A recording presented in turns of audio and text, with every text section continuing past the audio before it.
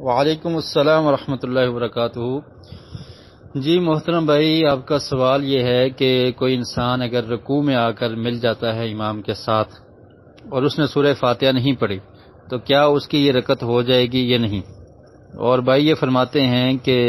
شیخ عبدالعزیز بن باز رحمۃ اللہ علیہ کا یہ فتویٰ ہے کہ اگر رکوع کے ساتھ آ کر مل جاتا ہے مقتدی اور امام رکوع کی حالت میں ہے، سورہ فاتحہ نہیں پڑھتا، تو تب بھی اس کی رکعت ہو جائے گی اور نماز درست ہوگی۔ محترم بھائی، اس مسئلے کو سمجھنے کی ضرورت ہے۔ اس کے بارے میں ایک روایت ہے صحیح بخاری میں کہ حضرت ابو بکرہ رضی اللہ تعالی عنہ، ان کا نام ہے نفیع بن الحارث الثقفی، کہتے ہیں انہ انتہا الی النبی صلی اللہ علیہ وسلم وہو راکع، یہ مسجد میں آئے اور انہیں آ کر دیکھا کہ نبی اکرم صلی اللہ علیہ وسلم رکوع کی حالت میں ہیں، فرکع قبل ان یصل الی الصف، تو انہوں نے اسی وقت رکوع کر لیا۔ مسجد میں داخل ہوئے تھے، گیٹ سے داخل ہوئے، دیکھا کہ نبی اکرم صلی اللہ علیہ وسلم رکوع کی حالت میں ہے، تو یہ اسی وقت رکوع کی حالت میں ہو گئے اور انہیں رکوع کر لیا۔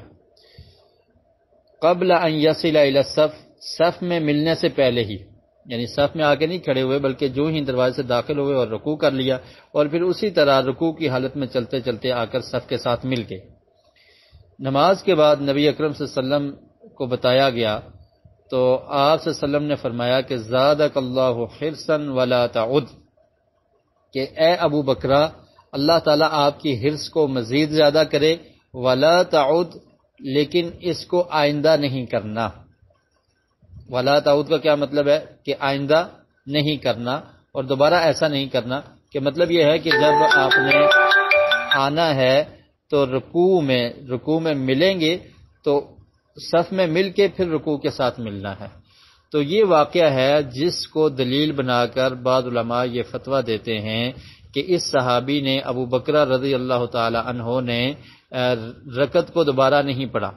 اور نبی کریم صلی اللہ علیہ وسلم نے دوبارہ پڑھنے کا حکم بھی نہیں دیا، بلکہ اس کی رکعت کو شمار کر لیا اور فرمایا کہ اللہ تعالیٰ تیری حرص کو زیادہ کرے اور آئندہ ایسا نہیں کرنا۔ تو اس سے یہ ثابت ہوا کہ انہوں نے سورہ فاتحہ نہیں پڑھی تھی اور ان کی رکعت ہوگی۔ تو یہ دلیل ہے۔ جبکہ دوسری طرف نبی کریم صلی اللہ علیہ وسلم کا جو فرمان ہے وہ عام ہے کہ لا صلاۃ لمن لم یقرأ بفاتحۃ الکتاب، کہ اس شخص کی نماز نہیں ہوتی جو نماز میں فاتحہ نہیں پڑھتا۔ تو دوسرا فریق جو علماء کی دوسری جماعت ہے وہ یہ کہتے ہیں کہ اگر فاتحہ نہیں پڑھی تو نماز نہیں ہوگی، لہٰذا اگر انسان رکوع میں مل گیا ہے تو پھر بھی اس کو رکعت دوبارہ دہرانا ہوگی۔ تو اس وجہ سے علماء میں یہ اختلاف پایا جاتا ہے۔ شیخ عبدالعزیز بن باز رحمۃ اللہ علیہ سورہ فاتحہ کے پڑھنے کے قائل ہیں اور وہ واجب سمجھتے ہیں کہ سورہ فاتحہ کو مقتدی کے لیے پڑھنا ضروری ہے، لیکن صرف ایک حالت ایسی ہے، اس حالت میں انہوں نے یہ فتویٰ دیا ہے کہ اس حدیث کے پیش نظر ابو بکرہ رضی اللہ تعالی عنہ والا جو واقعہ ہے، اس کے پیش نظر اگر کوئی انسان رکوع کی حالت میں مل جاتا ہے تو اس کی رکعت ہو جائے گی، اور وہ کہتے ہیں کہ یہ ایک استثنائی صورت موجود ہے۔ تو یہ ان کا فتویٰ ہے، بات آپ کو سمجھ آ گئی ہوگی۔ لیکن ہم یہ کہتے ہیں کہ احتیاط اسی میں ہے کہ انسان اس رکعت کو دوبارہ لوٹا دے، کیونکہ اللہ کے رسول صلی اللہ علیہ وسلم نے اس صحابی کو یہ فرمایا کہ زادک اللہ حرصا ولا تعود، کہ اللہ تعالیٰ آپ کی حرص کو زیادہ کرے، آئندہ ایسا نہیں کرنا۔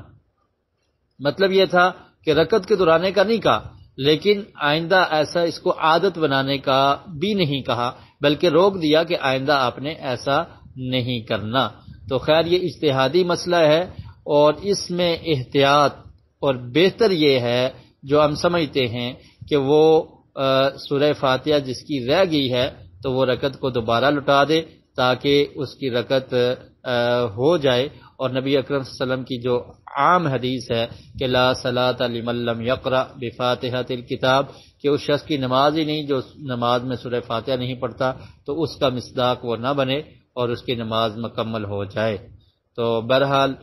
اس طرف بھی علماء ہیں، کبار علماء ہیں، تو ان کا یہ اجتہاد ہے اس حدیث کی پیش نظر، اور دوسری طرف بھی بہت سارے علماء ہیں جو اس کے بارے میں فتویٰ دیتے ہیں۔ تو یہ بات سمجھنا بالکل آسان ہے، اس میں کوئی اتنا بڑا اختلاف نہیں ہے، اجتہادی مسئلہ ہے، تو اس میں بہتر رائے جو ہم سمجھے ہیں قرآن و سنت کے مطالعہ سے، تو وہ یہی سمجھ آتی ہے کہ رکعت کو دہرانا ہی بہتر ہے۔ واللہ عالم بالصواب۔